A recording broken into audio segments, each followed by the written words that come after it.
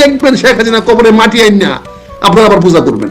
হ্যাঁ, বিএনপিতে থেকে আজ পর্যন্ত কাউকে আসলে শুনি নাই, আপনি একমাত্র যিনি বলছেন শেখ হাসিনা হচ্ছে স্মার্টেস্ট চৌকশতম প্রধানমন্ত্রী। হ্যাঁ বলছি, জি, চৌকস স্মার্টেস্ট না হলে 15 বছর থাকলো কি করে? আর তো কেউ থাকতে পারে নাই। উনি যদি চৌকস স্মার্টেস্ট না হইতো তাহলে 15টা বছর কেমনে থাকলো? উনি যদি স্মার্টেস্ট না হইতো তাহলে, উনি যদি চৌকস এবং স্মার্টেস্ট না হইতো তাহলে এখনো তিনি রাষ্ট্রীয় সুযোগ সুবিধা কেমনে ভোগ করতেছেন? ঠিক আছে, এগুলো তো উনি স্মার্টেস্ট বলি তো, উনি তো ওনার তো লুমটা আপনার সরি মানে ওনার ক্ষতি করতে পারেন নাই, উনি বেরিয়ে গেছে। এখন তো মামলা মোকদ্দমা হবেই, কত মামলা এগুলো রাজনীতিবিদদের মামলা খাই। শোনেন, 75 সনে আওয়ামী লীগের মূল নেতা ছিল না, আজ জেলে যায়নি।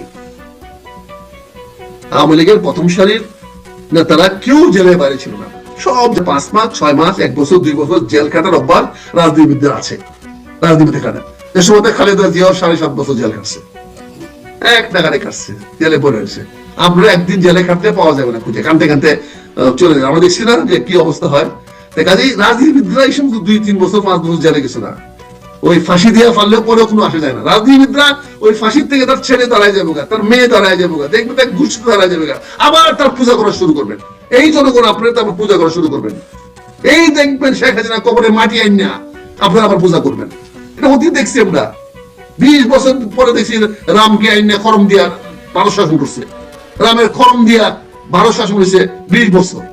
পাবলিক ছিল এগুলো তো রাজনীতিবিদরা। আপনি মনে করেন শেখ হাসিনা দেশে ফিরতে পারবেন? আমার তো মনে হয় শেখ হাসিনা আসতে ফিরার সকল ব্যবস্থা আমরা করতেছি, সকল ব্যবস্থায় তো রাজনীতি করছি। কারণ এখন পর্যন্ত আমরা সিস্টেমটা করা করতে পারি না, এখন পর্যন্ত ক্ষমতা হস্তান্তরের পথ বাই করতে পারি নাই, এখন পর্যন্ত কদিনই সরকার ক্ষমতা থাকবে বাই করতে পারি নাই, এই সরকারের পরবর্তীতে কে ক্ষমতা আসবে এই বিষয়গুলো সুরাহা করতে পারি নাই। তাহলে এইগুলোর জবাবটা তো কেউ না কেউ দিতে হবে। তখন কি করবেন? তখন তো কেউ না কেউ আসবে। এই যে আমার এক জেনারেল সাহেব বলেছে 7 সিস্টার দখল করে ফেলানোর জন্য। এখন তো 7 সিস্টার তো এই তো সরকারের কমিশনের 7 সিস্টার দখল করে ফেলতে বলছে। সিস্টার দখল করে ফেলে কি হবে? আপনার পিছনে কি আছে? আপনি বাড়ির সামনে দিয়ে বানিয়ে গেলেন না, পিছনে দরজাতে আইজন ঢুক পেতে, তখন কি করবেন? তখন চিন্তা করছেন আপনি 7 সিস্টার দখল করে ফেলবেন। ভেরি গুড, কি মজার খবর। হ্যাঁ, বাংলাদেশের জনগণ সব চলে যাবে যেটা কি বলে ভারতে, আসাম, মেঘালয়, নাগাল্যান্ড, মিজোরাম দখল করতে। বাংলাদেশটা কার কাছে থাকবে? ওইটা কার কাছে দিয়ে যাবে? দাদাদের কাছে, পশ্চিমবঙ্গ দাদাদের কাছে, মমতা ব্যানার্জির কাছে। আপা আপাতত আপনি এখন থাকেন। চিন্তা করছেন আমার জেনারেশনে কি বলে, কোথা কথা বলে? আমার সেই জেনারেলের কথা থেকে আবার বলে পররাষ্ট্র মন্ত্রণালয় এটা সরকারি ভাষ্য না। আমরা সরকারি বেটা যে কথা বলে এটা সরকারি ভাষ্য, সরকারের লোক যেই কথা বলে এটা সরকারি ভাষ্য। জেনারেল ফজলুর রহমান সরকারের লোক, এখন সরকারের বেতন পায়, সরকারের গাড়ি চালায়, সে যেই কথাটা বলে এটাই সরকারের কথা। আর না হলে তো পররাষ্ট্রমন্ত্রী কত সরকারি কথা না। একজন বলবে যে আপনি ব্যক্তিগত কথা বলছেন।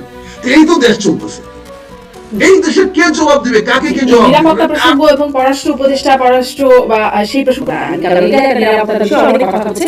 আপনি একজন সাবেক সেনা কর্মকর্তা, আপনার কাছ থেকে বেশি ভালো বুঝতে পারবো। তবে প্রশ্নটা এভাবে দেখুন, আমরা আওয়ামী লীগের প্রসঙ্গ কথা বলছিলাম, শেখ হাসিনার কথা বলছিলাম। আপনিও বলেছেন অতীতে যে স্মার্টেস্ট, কারণ আমেরিকা, ভারত সবার সাথে বা রাশিয়া সবার সাথে ব্যালেন্স বা সুসম্পর্ক শেখ হাসিনা রাখতে পেরেছেন। কিন্তু শেখ হাসিনা বাবা শেষের দিকে এসে বলেছেন যে আমেরিকা চায় না তাদের ক্ষমতা থাকুক, ক্ষমতা পতন হবার পরেও তিনি বলেছেন আমেরিকা চায়নি বলে বা আমেরিকার কারণে তারা পতন হয়েছে, এই অভিযোগটা তিনি করেছেন। এখন মানবিক করিডোর হচ্ছে বর্তমান অন্তর্বর্তী করিডোর দেওয়ার সিদ্ধান্ত জানাচ্ছে, তখন শেখ হাসিনা ফেসবুক পেজ থেকে প্রচার করা হচ্ছে যে তার সেই আগের বক্তব্য যে তিনি বলছেন তার প্রধান সমস্যা হবে না যদি তিনি বাংলাদেশে কারো এয়ারবেস করতে দেন, করতে দিন, তার বক্তব্য করে দিলাম। কোন এক সাদা চামড়ার প্রস্তাব, এখনো সেই বক্তব্য আওয়ামী লীগ প্রচার করছে, কোন এক সাদা চামড়ার প্রস্তাব, সাদা চামড়ার প্রস্তাবে শেখ হাসিনা